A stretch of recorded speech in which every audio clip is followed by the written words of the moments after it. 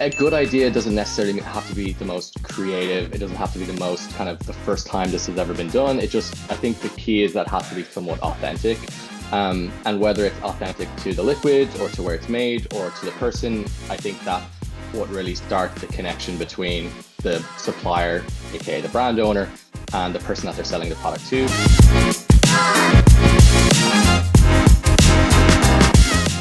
Hey guys, this is Sid Patel, CEO of Beverage Trade Network and the Wine Whiskey Weed Show. Great to host this show back after a little pause. We have a special guest here, our old partners, MHW team. We have Ian, we have MaryAnn from MHW. We're going to talk about developing an alcoholic beverage brand, right? So it can be a wine brand, it can be a spirits brand. What goes into that from concept to the shelf, right? So from the ideation to really understanding the sales and distribution side of things. So thanks for joining me here, guys. Why don't you, Ian, give a little introduction about yourself and what exactly your role involves at MHW? Thank you, Sid. It's great to be here. My name is Ian Perez, and I'm the brand execution manager at MHW. I manage the concept commercialization program, which helps kind of new brands get their products on shelf with regards to like designing, packaging, sourcing liquid. And I've been in the industry for 5 years as of this month with MHW, but previous I'd spent about 10 years working in the Irish food and beverage industry. And MaryAnn, you've seen a lot of brands coming in, going, right? Like MHW has been really a legacy sort of business. Can you give us a little context for the people who are listening for the first time about MHW? Hi, I'm MaryAnn Pisani. I'm the Chief Revenue Officer at MHW. I've been with MHW about 27 years, from the very beginning when we were an incubator brand, looking at assisting brands to get to market. So our founder was a bit of a visionary, and he saw that it was getting more and more difficult to get a new brand to market, right? The big guys were consolidating. First, it was the importers. Later, it was the distributors. And it was making it this bottleneck, right? You had all these brands interested in the US market. You had all these US consumers interested in the brands, but you couldn't get through that bottleneck. So by creating the service model, where we are a fully licensed entity who takes title and buys the product from the supplier and sells to the customers, whether that's distributors or retailers, but our client goes out and does the marketing. They own the marketing of the brand. They are the ones who are the entrepreneurs growing the brand. But we are providing all the back end from compliance and regulatory operations and logistics and accounting for that to happen. So we provide the platform, and they go out and do the harder side of this, of actually selling and getting people interested in the brand. So that's kind of what we do. And then we've branched out and now added the concept commercialization, where we're getting involved even earlier, not when there's something in the bottle, it's labeled, it's ready to go. We're getting involved back at the juice level. So really when there's an idea, and that's where Ian and his team come in with all of their creativity. I love, this service that you're offering, because I think your client success is sort of MHW's success, and that's really the partnership model of the business as well. So you would want to make sure that the brand is really well prepped for the market, is perfect, and it gets the traction. And a lot of entrepreneurs, I've had my own private label gin brand, and my background, I built my private label brands, and we all have that aspiration. And then the moment you hit the reality of knocking doors and rejections and whatnot, that dream becomes a little tough. So I think it's a great subject. Because you've had so many learning lessons and case studies, it's a great thing to start, and you can really advise the entrepreneurs on what to do, what not to do. So Ian, let's kick this off with you. What does concept to commercialization mean to you? What are the phases, and then we can go in each phase. Perfect. So it's essentially bring it from a concept, so an idea, and getting onto shelf in terms of like a very short summary. So what we do when we're working with brand owners is we help them kind of flesh their idea out. So they might have something very basic, they might have something very specific that they want to achieve, and each is fine. A good idea doesn't necessarily have to be the most creative. It doesn't have to be the most kind of the first time this has ever been done. I think the key is that it has to be somewhat authentic.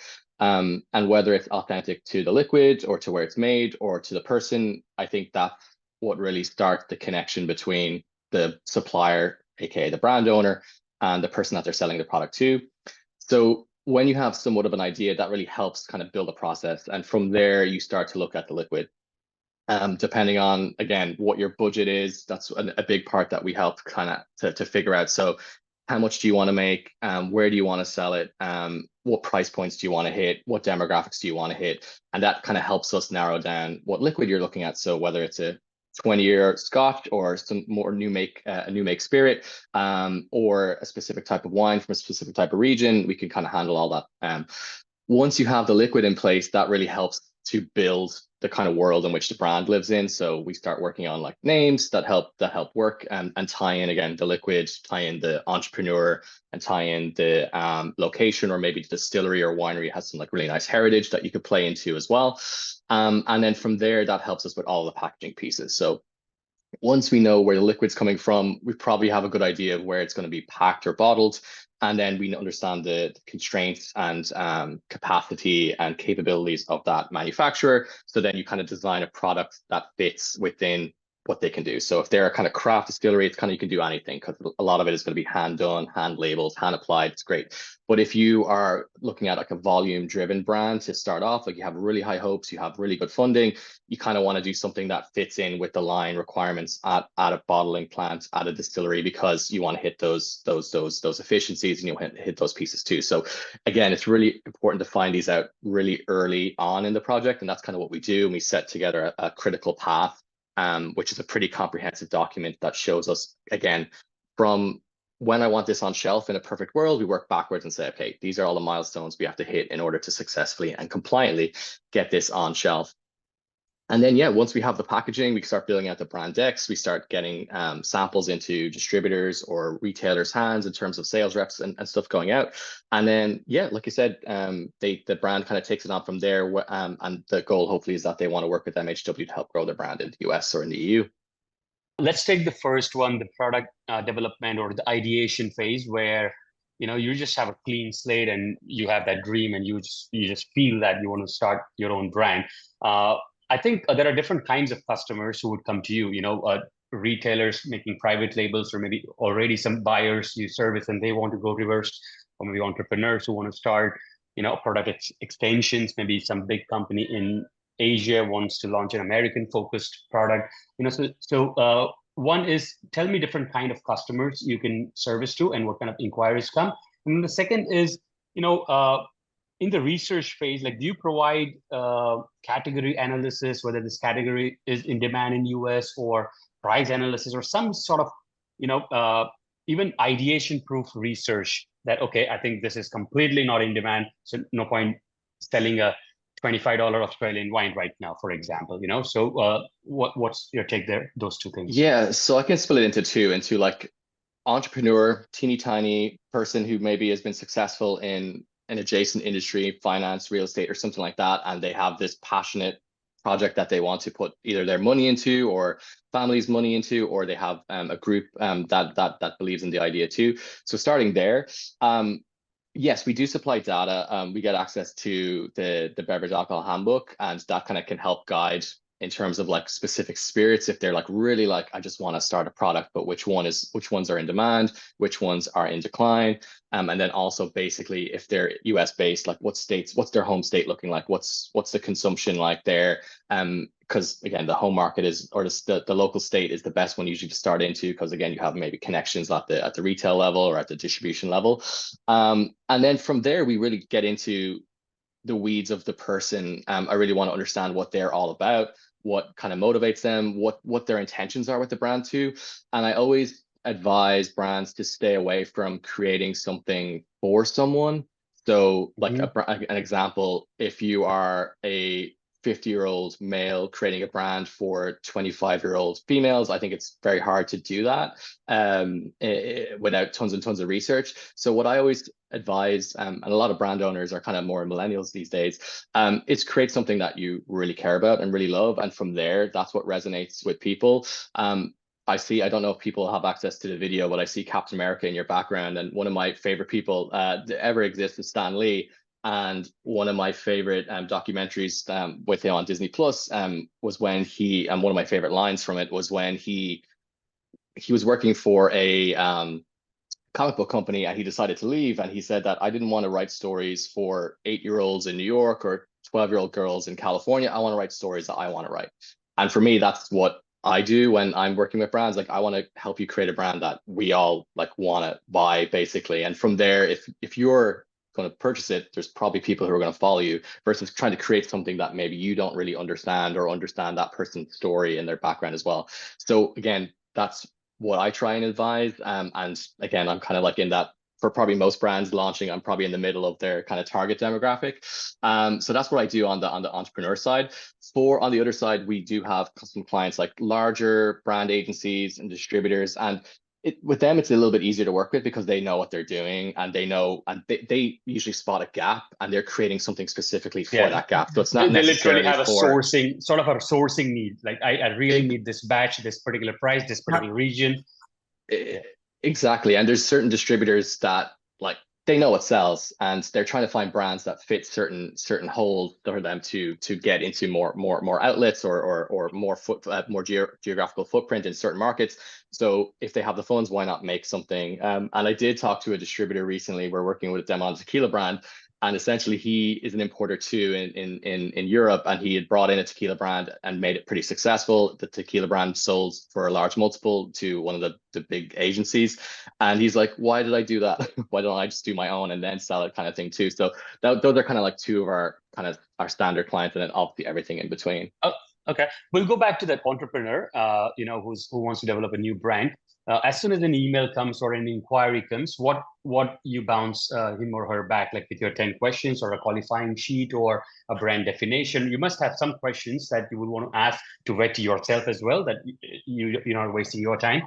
It's actually interesting. The process has changed a little bit. So what we used to do was we would send a questionnaire out. So if someone reached out to us like online or at a trade show or something like that, it would be kind of more formal, like, hey, fill out this, tell me all these things, and then we can kind of have a conversation. But then after a while, I just noticed that actually I don't really want our first touch points to be a form and a document. Like, it's better to do a more natural kind of meet in person if we can, or virtually, and then I can just ask a million questions that way, and I think it helps to build a rapport straight away. I agree. So let's go on those questions. Like, what would you ask? I mean, that's where I was going.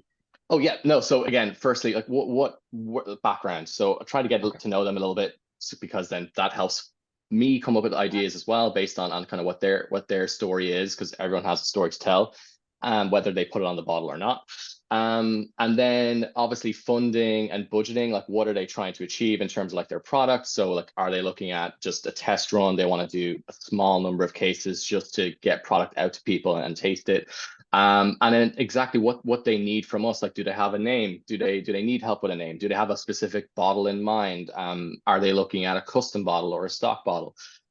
Just basically trying to find out all of the basic information for us to get started with.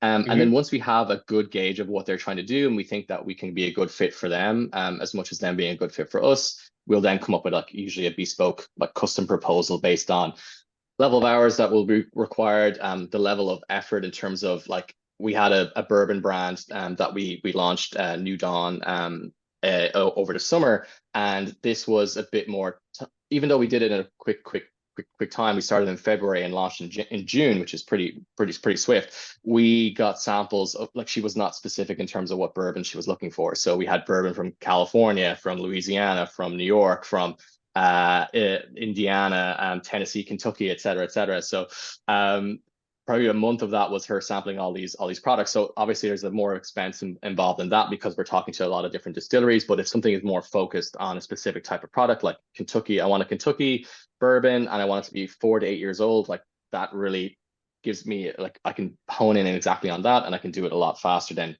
reaching out to multiple different distilleries too. And then, yeah, again, depending on what their requirements are, we try and find the exact type of product that fits within that. And then also we're planning for, even if it's someone who wants to do a small batch, like, we're looking at the long term. So, hey, you get this God forbid it works out, like here's the distillery you need to work with, or here is the person you need to work with. And then when you outgrow them, this is your next kind of like step in terms of the guy who can do your 10,000, your 50,000 cases. And then all going well, here's your kind of end game in terms of who your production facility could be and who your suppliers could be too. So it's not just building something for the now. We kind of always have a look into the future, at least like 3 to 5 years in advance. We'll bounce back a little bit with MaryAnn as well. I think maybe, both of you can answer this. While you're chatting with this entrepreneur, I'm sure you're sort of interviewing in different way, whether you already know whether this person is going to make it or not make it. A lot of times, like it's as if you're investing in that person, because your time is the investment right now, maybe not money, but at least your partnership time, right? What sort of things stand out when you see, I think this person will put an effort to make a brand, and really, like some soft characteristics you can point out, so that way the entrepreneurs who are listening can really see whether they are that or whether they can improve those skills.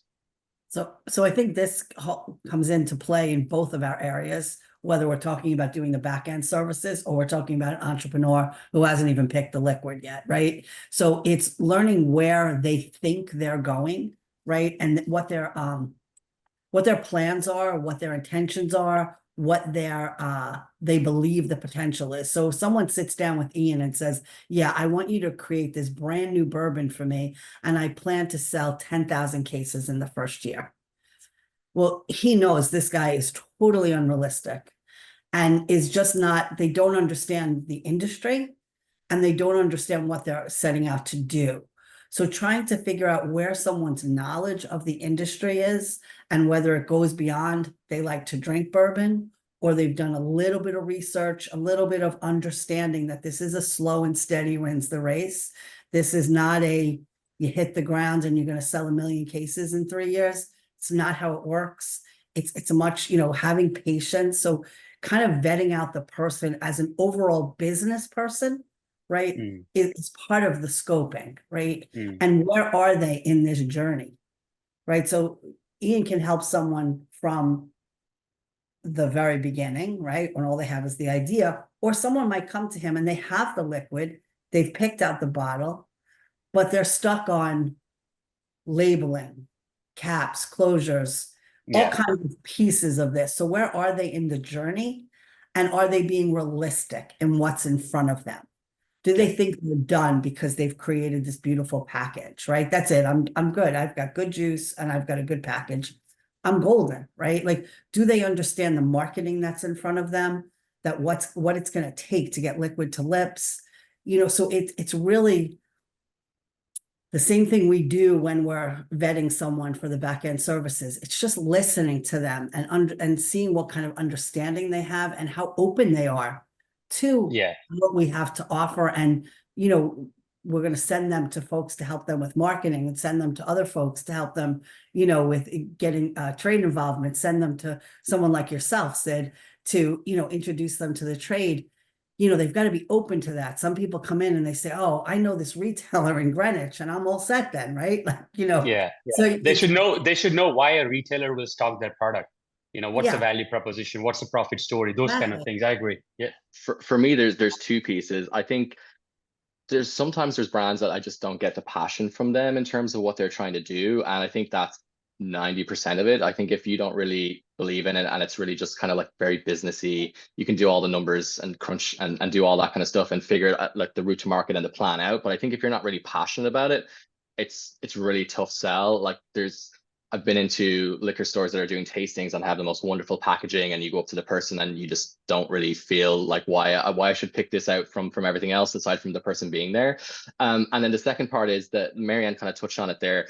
The person doesn't even necessarily need to be like an industry person or have a lot of knowledge in a specific area that they're trying to work in. I think it's if they're very curious and ask lots of questions. I always get worried when people don't ask questions, because like as much as I think I am reasonable at sales, like if I'm just like, yeah, you should do bourbon, I think it's doing really well, and they're like, I'm in, as it's bad. You've overlooked so many things. As much as I would love anyone to sign as quickly as possible for obvious reasons, like I really do like when they do take time to really understand, ask questions, and not all the questions are going to be asked on the first call. It's like do research and that kind of stuff as well. So those are my kind of two like key traits where I'm like, if I'm getting like loads of questions and they're really like passionate and they really want this to be successful and they're really to put like the go all in on it, there's like no reason why this specific brand can't be successful. So let's say we have developed the name, the concept, the entrepreneur's passionate and they really, are moving to the next phase where they're ready to find a supply partner. I think I will stick more with the juice here instead of the bottle and the package and the capsule. So in the liquid, basically, how much do you get involved? What's your process there, and how much does the entrepreneur needs to get involved there? No, so this is the kind of the whole value proposition of the concept commercialization program is that you tell me what you want and I'll get it all for you. So we have a template, we have trackers, we have where we manage all the pricing, we manage all of like the bottling dates and sorry, cask filling dates and anything like that.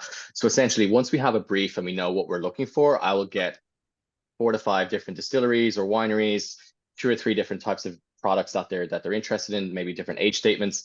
And then I do all that. I get everything and I send it I get the samples sent to the brand owner. And then once they give me feedback, I kind of take out a couple of names from that list and we focus on 1 or 2. And then when we get to a point where we're really happy with price, we're really happy with flavor, really happy with the minimum order quantity, we're happy with the lead times, we're happy with all that stuff, and we're kind of getting closer to like submitting that purchase order, that's when I'll bring the brand in to deal directly with the distillery or winery or brewery. And then I also do a little kind of like my own personal 2 cents of like, in terms of MHW, like whoever they work with, it doesn't really matter to us. Again, once they're like, they have their FDA and once they have their DSP licenses and all that stuff, like my personal preference is not really key. It's the brand owners, but I will give my 2 cents on like how responsive they are, like what I think their capabilities are growth wise, and my kind of 2 cents too. And then essentially the brand then will then look to reach an agreement, either sign a contract or place that PO, and then we just manage the components coming in, and we help schedule that kind of first bottling date and production date. And then once we usually go for the first production also, and then kind of from that phase, that's where our kind of part of the project ends in terms of the concept commercialization program. Hopefully an MHW truck is ready to pick it up and bring it into one of our warehouses. Can you elaborate a little bit more on the capabilities of the distiller partners' licenses that a brand owner can use? Now, for example, I'll give you my scenario here. So I have launched a gin brand made in London, sold in London, and I wanted to do a bourbon here. And I think we chatted as well about a year ago or something like that, where I was looking for someone, because my distiller did not have the license to sell directly or in some other state. So I had to use someone like MHW, to help me with other stuff. And then this, that whole thing, I was like, forget about it, right? Because like I would have preferred a distiller having more licenses, put it that way.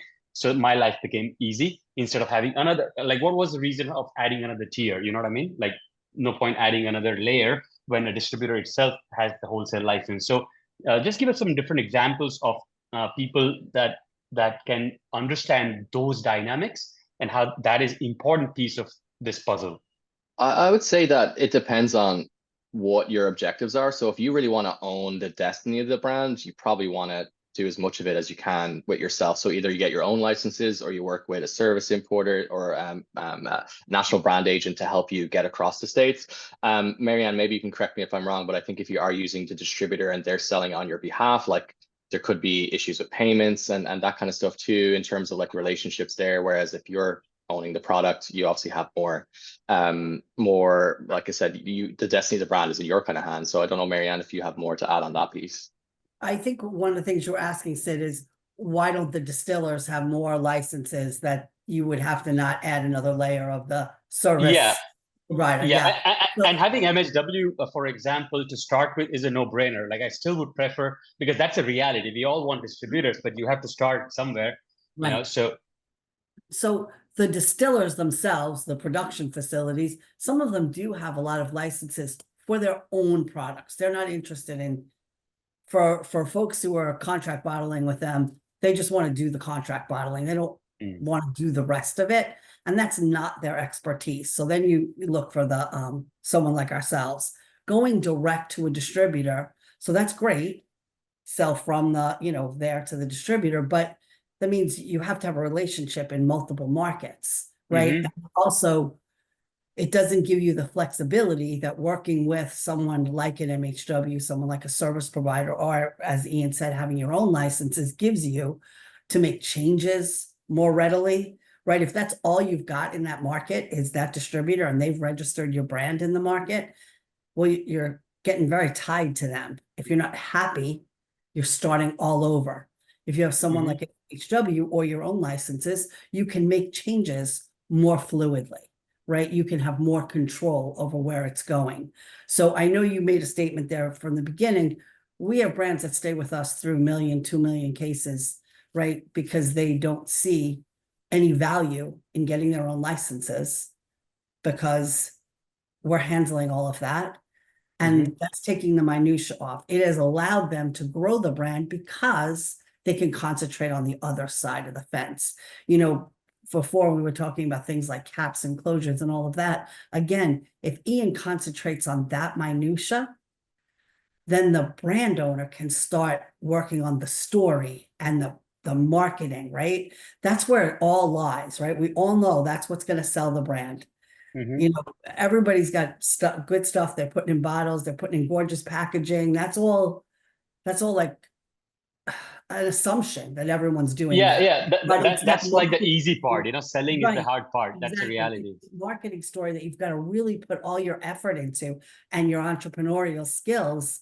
So in both ends of the spectrum, we're taking the minutia off your plate, whether we're managing getting you cardboard boxes in a timely fashion, or I personally see that as a very high value, which people don't understand.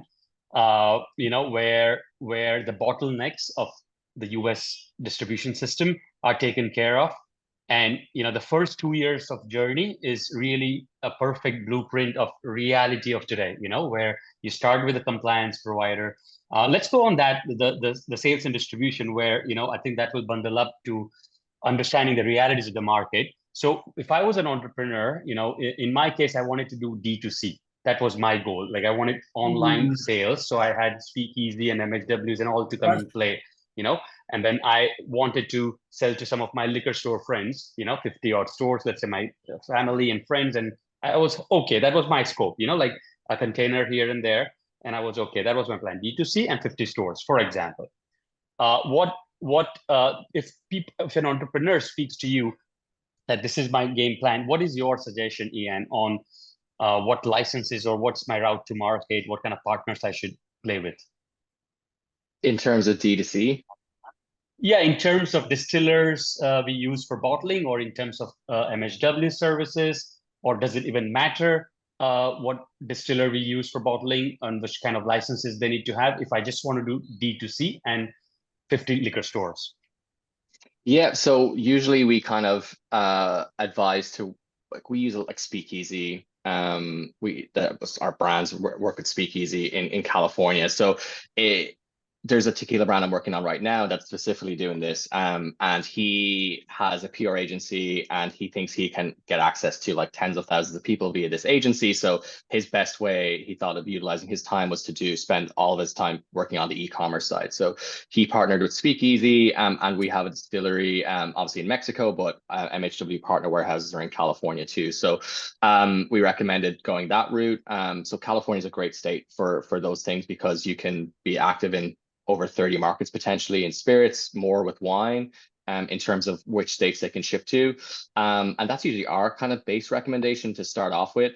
But we also, a part of the caveat that maybe we didn't talk about also is that we tend to advise and offer a lot of strategy advice, not just building the brand for this person. We definitely throw in our own like thoughts and recommendations in there too. So while e-commerce is a great way to get your product into market, we also talk about, hey, long-term, you really want to be out and about working, either selling directly to retail with MHW in New York, New Jersey, California, and Florida, or looking at getting distribution partners, because even the big brands online, they're not selling a ton of product compared to like their day-to-day businesses as well too. So that will be our general advice with regard to that. So again, when we're working with brands who are like a really hyper focused in a certain area, it makes our jobs a lot easier. But when it's kind of more blue skies, like we just want to do like we want to make the best product available. It takes us a little bit longer because we're trying to look at multiple avenues in terms of production and route to market as well.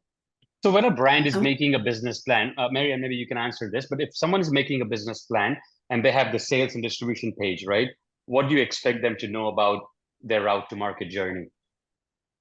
Right. So in putting what we were just talking about and that together, you know, the DTC is great, right? And depending on what kind of, you've got a PR agency, whatever you're doing to get people to look at the page, right? To get them to click, right?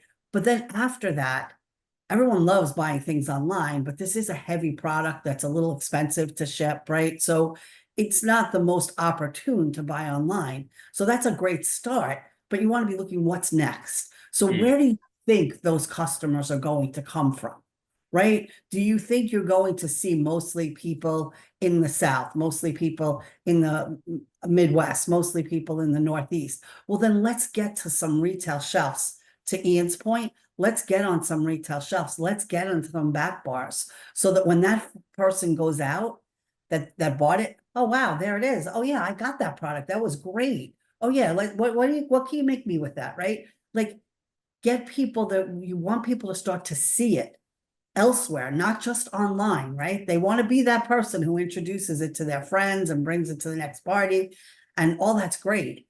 But what are you going to do next? That's not enough. This industry so far has not gone to that. We have not created the Amazon capital with beverage alcohol yet. It's just not there yet. It's a great introduction. It's a great way to get people excited, get people started, but you've got to get on the shelf too. So what's your plan for second phase? That's a great first phase. Going to speakeasy, reserve bar, there's a number of them out there, and you get the one that suits your brand the best. That's great. And you get some marketing aimed at that, but you've got to have phase two. Yeah, no, I agree with that.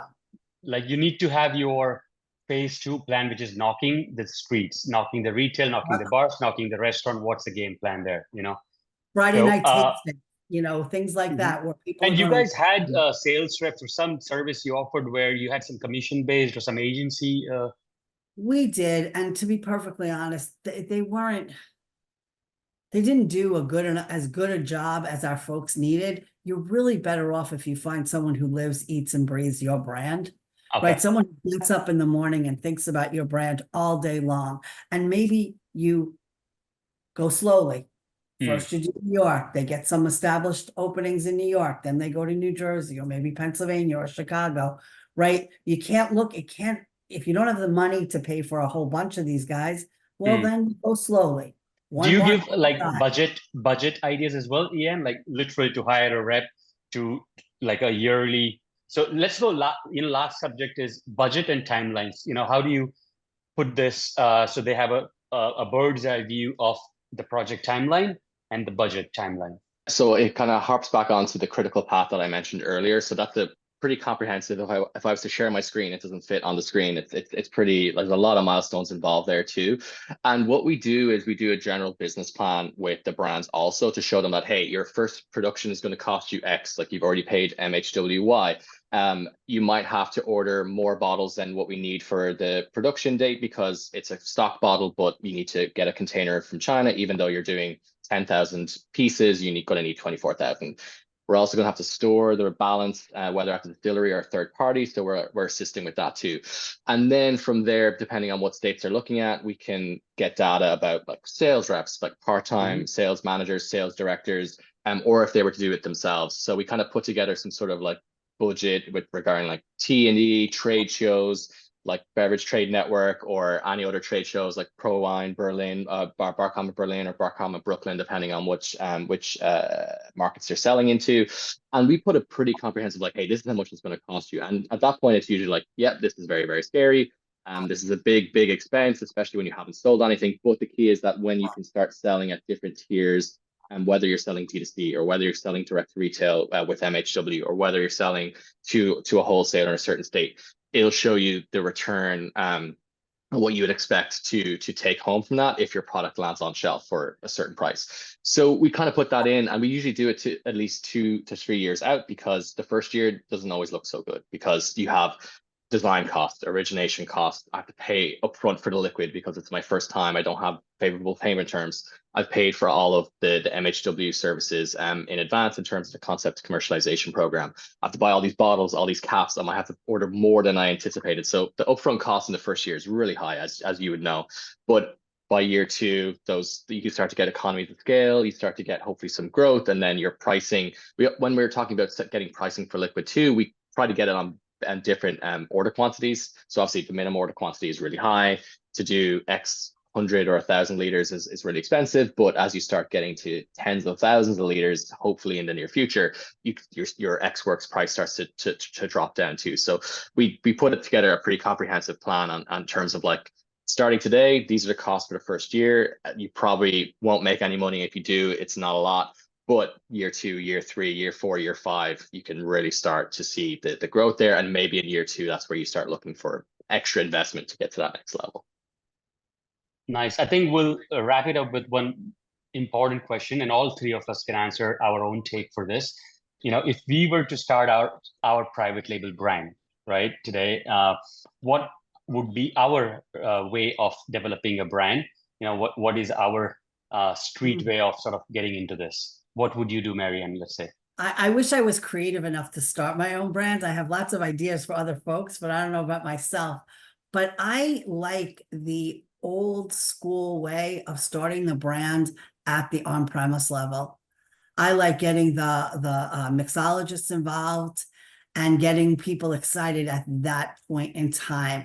I think people are the most open to trying things when they're sitting at a bar, right? They're the most innovative at that point. They're not like stuck on, they walk into the store, they're going to go to the brand they know. But when you're sitting at a bar and you're looking at that menu and you're looking at, the pretty back bar, and you're like, oh, wow, that's a really interesting bottle. What is that? What can you make me with that? I think I would go back old school and go starting something on premise, and something with a really cool package, as well as, good juice, obviously. And what would, if you double click on that, how would you know what category you would come up with? You will just go by data, like, okay, mezcal today. I think, yes, that's exactly what I was going to say, is mezcal, probably for twofold, because we see the growth, from back in the day when MHW did an introduction to mezcal, sorry for the background noise, an introduction to mezcal to the New York market, many years ago, when no one even knew what it was.